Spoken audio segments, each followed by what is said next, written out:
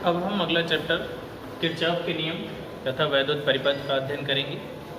सबसे पहले इसमें हम सेल का विद्युत वाहक बल, टर्मिनल विभवांतर और सेलों के संयोजन के बारे में अध्ययन करेंगे। तो चलिए हम जानते हैं कि सेल क्या होता है। सेल आप नाम सुने होंगे, बहुत सारे उपकरणों में, जैसे टॉर्च में, घड़ी में और मोबाइल में, हर जगह आज इलेक्ट्रिक सेल का यूज होता है। तो पहले हम जानते हैं कि इलेक्ट्रिक सेल की डेफिनेशन क्या होती क्या है। इलेक्ट्रिक सेल, इसके यूज़ तो बहुत सारी जगह पे है, आप घड़ियों में, स्मार्टफोन में, उसके बाद टॉर्च में और बहुत सारे उपकरण से, बैटरी। तो वैद्युत सेल एक ऐसी युक्ति है जो रासायनिक ऊर्जा को वैद्युत ऊर्जा में परिवर्तित करके किसी परिपथ में धारा के प्रवाह को बनाए रखती है, वो सेल कहलाती है। सेल में दो इलेक्ट्रोड होते हैं, पॉजिटिव इलेक्ट्रोड और एक निगेटिव इलेक्ट्रोड, और जिस घोल में डूबे रहते हैं उसको वैद्युत अपघट्य कहते हैं। वैद्युत अपघट्य की ये क्वालिटी होती है कि जो धातु के दो इलेक्ट्रोड होते हैं उनमें से एक को धनावेशित कर देती है और एक को ऋणावेशित कर देती है। और जब सेल से टर्मिनल से, मतलब सेल के दोनों सिरों से, मतलब पॉजिटिव सिरे से और नेगेटिव सिरे से किसी तार को जोड़ा जाता है तो उसमें धारा प्रवाहित होने लगती है। तो सेल एक ऐसी युक्ति है, सेल एक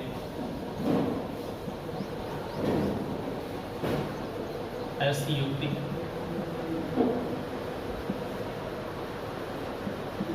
जो रासायनिक ऊर्जा को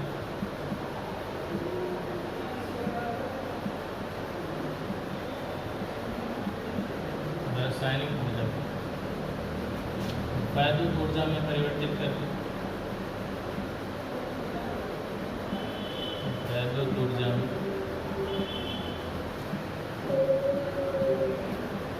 परिवर्तित करके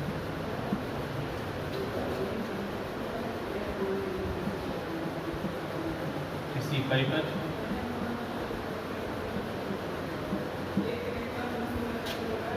धारा के प्रवाह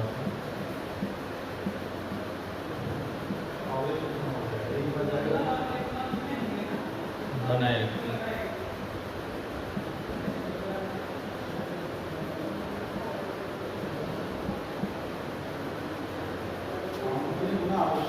अब हम पढ़ेंगे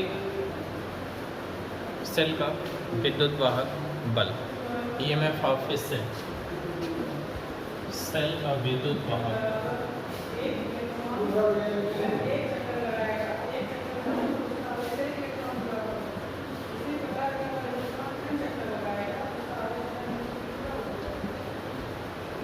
सेल का विद्युत वाहक बल को इंग्लिश में कहते हैं इलेक्ट्रोमोटिव फोर्स, शॉर्ट फॉर्म में ईएमएफ ऑफ ए सेल।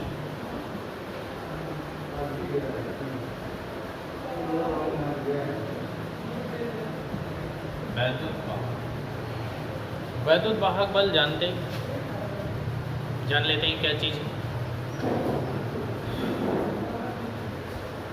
आवेश, एकांक आवेश को सेल से पूरे परिपथ में प्रवाहित करने के लिए सेल द्वारा दी गई ऊर्जा अथवा किया गया कार्य उस सेल का वैद्युत वाहक बल कहलाता है। एकांक आवेश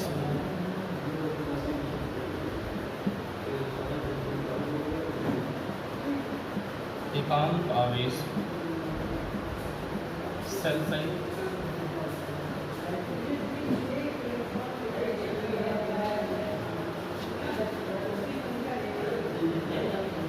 पूरे परिपथ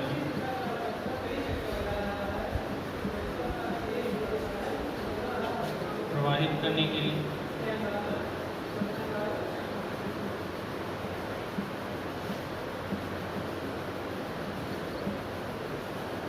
सेल द्वारा दी गई ऊर्जा, सेल द्वारा दी गई ऊर्जा अथवा किया गया कार्य, सेल द्वारा दी गई ऊर्जा अथवा किया गया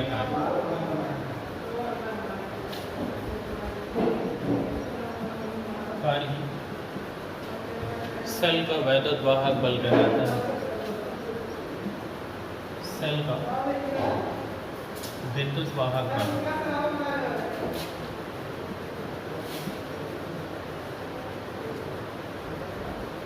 कहलाता है।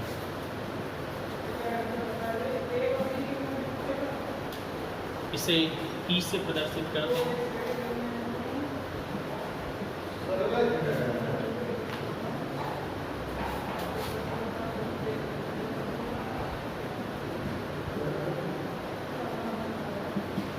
E बराबर हो जाएगा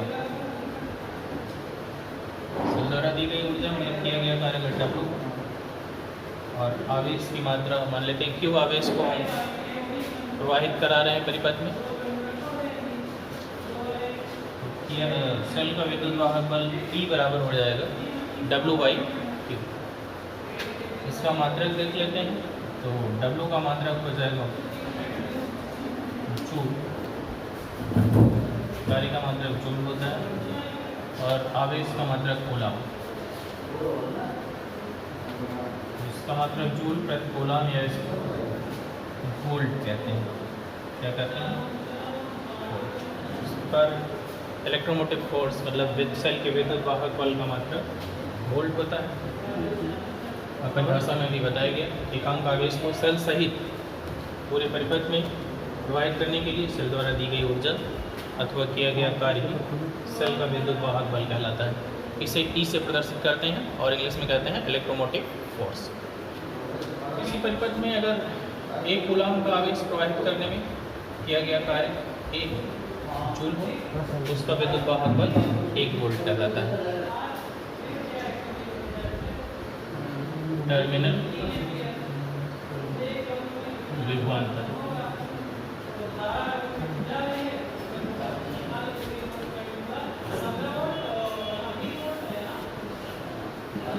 टर्मिनल पोटेंशियल डिफरेंस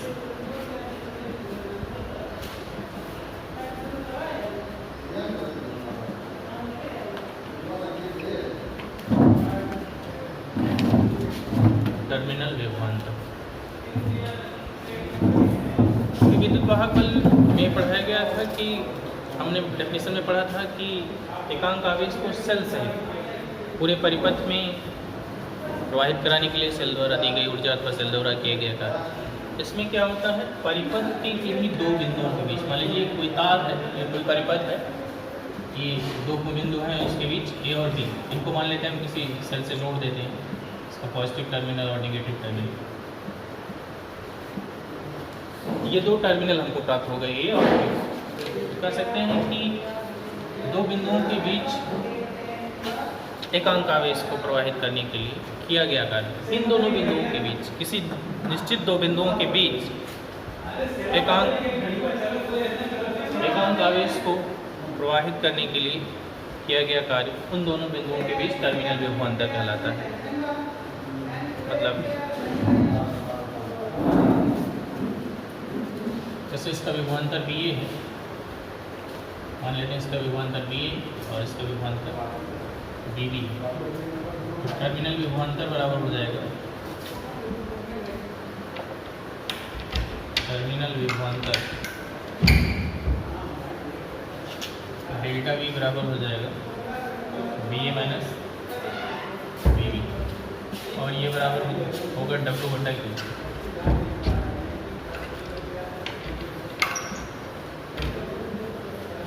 इसकी डेफिनेशंस में देखते हैं एकांक आवेश को किन्हीं दो बिंदुओं के बीच प्रवाहित करने में सेल द्वारा ली गई ऊर्जा अथवा सेल द्वारा किया गया कार्य उन दोनों बिंदुओं के बीच टर्मिनल विभवांतर कहलाता है। कि डेल्टा V बराबर टर्मिनल विभवांतर डेल्टा V बराबर BA माइनस BB, जैसे ये दो बिंदु हैं A और B, ये बराबर W/Q। इसका मात्रक भी वोल्ट होता है, इसका मात्रक भी क्या हो जाएगा वोल्ट। अब हम सेल के आंतरिक प्रतिरोध के बारे में अध्ययन करेंगे। सेल का आंतरिक प्रतिरोध, internal resistance of the cell, internal resistance और फिर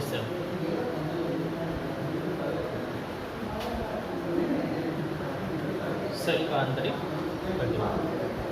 हम जानते हैं कि सेल के बाहर धारा जो है पॉजिटिव से नेगेटिव की तरफ चलती है और सेल के अंदर धारा नेगेटिव से मतलब नेगेटिव टर्मिनल से पॉजिटिव टर्मिनल की ओर गति करती है। तो जैसे धारा प्रवाह के मार्ग में अवरोध उत्पन्न होता है वो बाह्य प्रतिरोध होता है, लेकिन सेल के अंदर जब धारा प्रवाहित होती है तो सेल का वैद्युत अपघट्य धारा प्रवाह के मार्ग में जो अवरोध उत्पन्न करता है उसे हम सेल का आंतरिक प्रतिरोध कहते हैं। ध्यान दीजिए यहाँ पे बाह्य प्रतिरोध, बाह्य परिपथ में धारा प्रवाह के मार्ग में जो अवरोध उत्पन्न होता है वो तो बाह्य प्रतिरोध कहलाता है, आर से प्रदर्शित करते हैं, वो आप पीछे हम पढ़ चुके हैं। लेकिन यहाँ पे सेल का आंतरिक प्रतिरोध पढ़ना है तो सेल के अंदर धारा जो बढ़ती है वो नेगेटिव से पॉजिटिव टर्मिनल की तरफ बहती है। तो जो सेल का वैद्युत अपघट्य होता है वो धारा प्रवाह के मार्ग में मतलब वैद्युत धारा के प्रवाह में अवरोध उत्पन्न करता है और उसी अवरोध या रुकावट को हम सेल का आंतरिक प्रतिरोध कहते हैं, मतलब इंटरनल रेजिस्टेंस कहते हैं। इसे स्मॉल आर से प्रदर्शित करते हैं। तो सेल का आंतरिक प्रतिरोध हम कुछ बातों पर निर्भर करता है, इसको जान लेते हैं। सेल का आंतरिक प्रतिरोध किन बातों पर निर्भर करता है, तो आइए देखते हैं। सेल का आंतरिक प्रतिरोध प्लेटों के बीच की दूरी के अनुक्रमानुपाती होता है। मतलब सेल के प्लेटों के बीच की दूरी अगर ज़्यादा होगी तो आंतरिक प्रतिरोध अधिक होगा, और अगर सेल के प्लेटों के बीच की दूरी अगर प्लेटों के बीच की दूरी कम होगी तो आंतरिक प्रतिरोध भी कम होगा, मतलब दूरी के अनुक्रमानुपाती होगा। दूसरा पॉइंट है यह मतलब आंतरिक प्रतिरोध। सेल का आंतरिक प्रतिरोध होल में डूबी प्लेटों के क्षेत्रफल के व्युत्क्रमानुपाती होता है। व्युत्क्रमानुपाती मतलब सेल के अंदर जो प्लेटें डूबी रहती हैं, मतलब सेल के इलेक्ट्रोड्स जो होते हैं उनकी प्लेटों के क्षेत्रफल के व्युत्क्रमानुपाती होता है। मतलब प्लेटों का क्षेत्रफल अगर अधिक होगा तो आंतरिक प्रतिरोध कम होगा, और अगर क्षेत्रफल कम होगा आंतरिक प्रतिरोध अधिक होगा। तीसरा पॉइंट है वैद्युत अपघट्य की सांद्रता बढ़ने पर बढ़ता है। जो सेल के अंदर वैद्युत अपघट्य पदार्थ होता है उनकी सांद्रता अगर बढ़ती है तो सेल का आंतरिक प्रतिरोध बढ़ता है। और चौथा पॉइंट है कि ये वैद्युत अपघट्य तथा प्लेटों के पदार्थ की प्रकृति पर निर्भर करता है। मतलब वैद्युत अपघट्य की प्रकृति कैसी है, अब प्लेटों के पदार्थ की प्रकृति कैसी है, उनकी प्रकृति पर मतलब अलग अलग प्रकृति के अलग अलग पदार्थ का प्लेटों का क्षेत्रफल होगा तो उनका आंतरिक प्रतिरोध डिफरेंट हो सकता है। तो ये 4 पॉइंट हो गए जिन पर सेल का आंतरिक प्रतिरोध निर्भर करता है। पहला प्लेटों के बीच की दूरी के अनुक्रमानुपाती, दूसरा होल में डूबी प्लेटों के क्षेत्रफल के व्युत्क्रमानुपाती, तीसरा वैद्युत अपघट्य की सांद्रता बढ़ाने पर बढ़ता है, चौथा वैद्युत अपघट्य तथा प्लेटों के पदार्थ की प्रकृति पर निर्भर करता है। और सेल का आंतरिक प्रतिरोध हमेशा नियत नहीं रहता, बल्कि सेल को यूज़ करते रहने पर उसका प्रतिरोध धीरे धीरे बढ़ता जाता है। अब हम पढ़ेंगे सेल के टर्मिनल विभवांतर, विद्युत वाहक बल तथा आंतरिक प्रतिरोध में संबंध। मान लेते हैं एक सेल है, सेल को ऐसे दिखाया जाता है कि पॉजिटिव इलेक्ट्रोड जो होता है वो थोड़ा सा बड़ा रहता है, उसके बगल में नेगेटिव इलेक्ट्रोड को छोटा दिखाया जाता है। प्लस माइनस दोनों इलेक्ट्रोड हो गए। उसके आगे जो प्रतिरोध बना है सेल का आंतरिक प्रतिरोध है। अब हम इस सेल से जो है एक प्रतिरोध तार जोड़ देते हैं, उसका प्रतिरोध जो है कैपिटल आर है। इसमें इसके साथ श्रेणी क्रम में एक अमीटर जोड़ देते हैं, कुंजी लगा देते हैं के, और सेल के सिरों के बीच विभवांतर नापने के लिए एक समांतर क्रम में एक हम वोल्टमीटर लगा देते हैं। अब चूंकि सेल का विद्युत वाहक बल हम पढ़ चुके हैं, हम जानते हैं we know that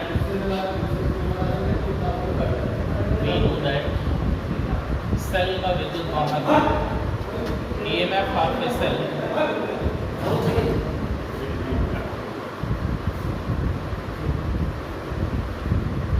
equal to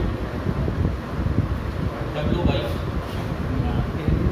यहाँ से हमारा W इक्वल टू हो जाएगा W equal to E into, क्योंकि हम Q बराबर जानते हैं IT होता है हमारा I, ठीक, W इक्वल टू हो जाएगा E इंटू IT। ये हो गया हमारा सेल द्वारा दी गई ऊर्जा या सेल द्वारा किया गया कार्य। अब बाह्य परिपथ, ये जो हम बाह्य परिपथ जुड़े थे, बाहर जो सेल के अंदर नहीं, सेल के बाहर धारा प्रवाहित करने में हम किया गया कार्य निकालने हैं। बाह्य परिपथ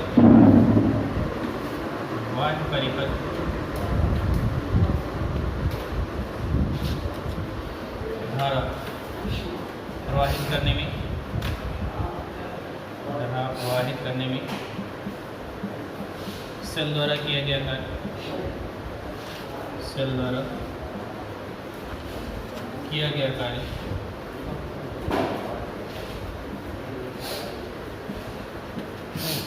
W एक्सटर्नल बराबर हो जाएगा हमारा W बराबर VIT होता है, ये हम पढ़ चुके हैं पीछे, V इंटू IT, जहाँ V जो है प्रतिरोध के सिरों के बीच विभवांतर, या हम सेल के सिरों के बीच विभवांतर भी वही होगा VB। अब हम सेल के अंदर मान लेते हैं कि सेल के अंदर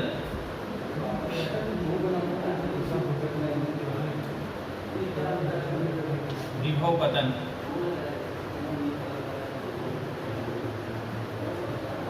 V डैश, तब सेल के अंदर धारा प्रवाहित करने में किया गया कार्य, सेल के अंदर धारा प्रवाहित करने में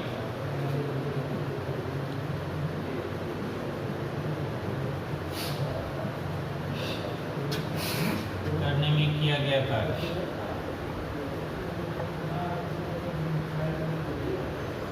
सेल के अंदर धारा प्रवाहित करने में किया गया कार्य W एक्सटर्नल हो, W एक्सटर्नल नहीं, sorry internal, W internal, W बराबर V डैश इंटू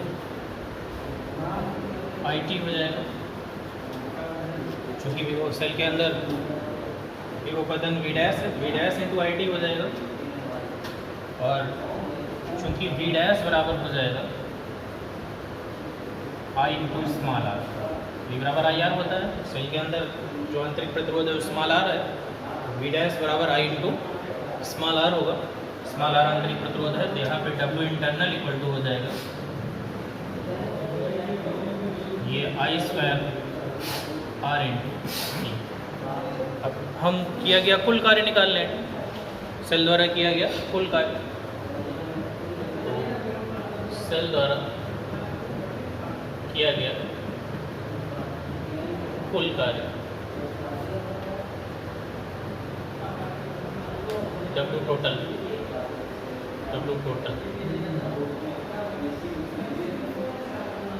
बराबर W internal plus external,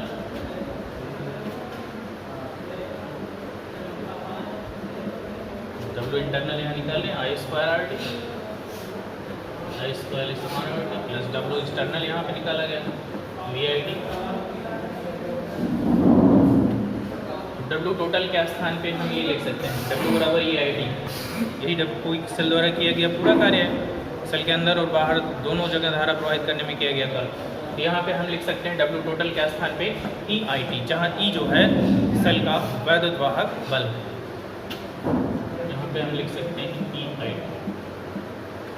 ITs का काट देते हैं, E इक्वल टू हमारा आ जाएगा ये I R प्लस V, या V बराबर हो जाएगा E माइनस आई आर, ये हमारा रिलेशन आ गया। इसमें सेल के टर्मिनल विभवांतर, आंतरिक प्रतिरोध और विद्युत वाहक बल में संबंध, यही हमारा संबंध है। ये कैपिटल ई जो है क्या है, विद्युत वाहक बल, आंतरिक प्रतिरोध स्मॉल आर हो गया, और टर्मिनल विभवांतर जो हमारा बी बराबर ई माइनस आई आर। अर्थात जब सेल से धारा ली जा रही है, जब सेल से धारा ली जा रही है, तब जो टर्मिनल विभवांतर होता है वह विद्युत वाहक बल से कम होता है। तब सेल के सिरों का टर्मिनल विभवांतर सेल के सिरों के बीच टर्मिनल विभवांतर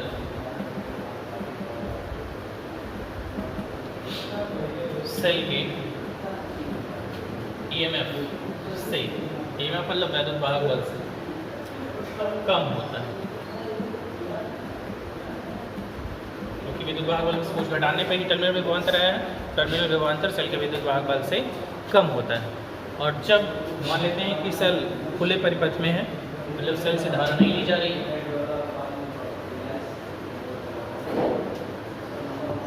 जब सेल खुले परिपथ में है,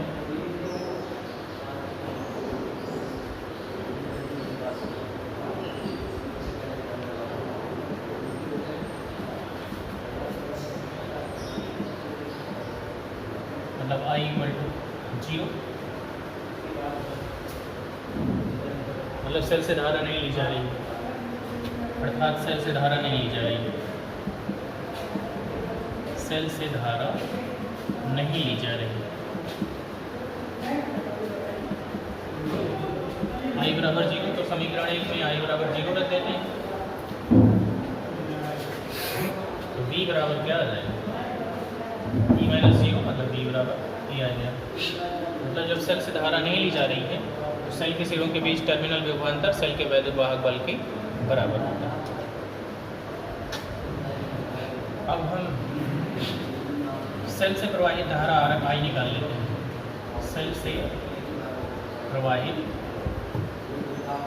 धारा, सेल से प्रवाहित धारा निकाल लेते हैं।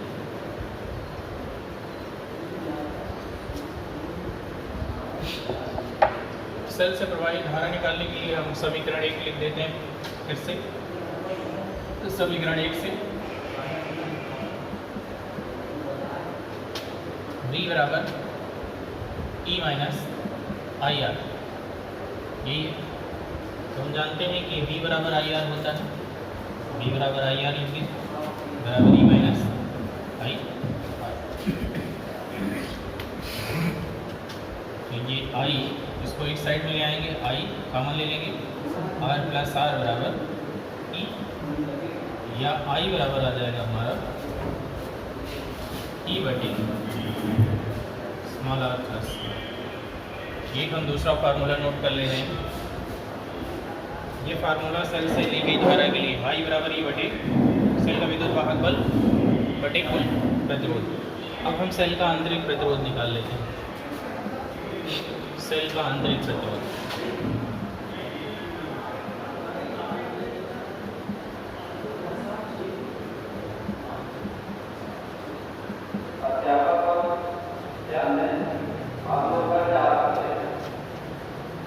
सूत्र यही रहेगा समीकरण 1 से ही।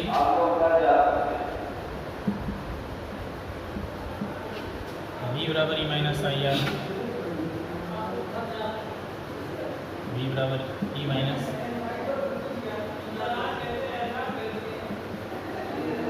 या यहाँ पे आई आर बराबर E माइनस आई आर, या आई आर को इस साइड में ले आए, I इंटू स्मॉल r बराबर E minus I into capital R।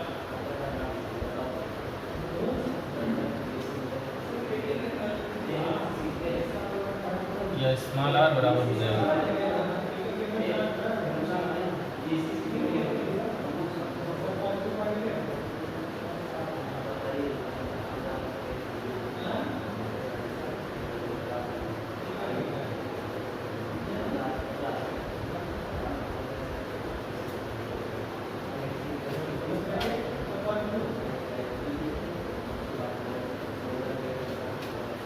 पाई बराबर वी अपान आर रख देते हैं, चूँकि हम जानते हैं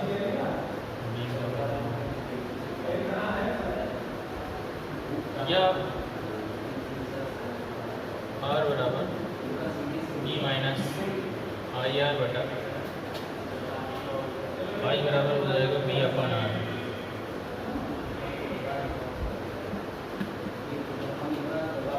आर हो जाएगा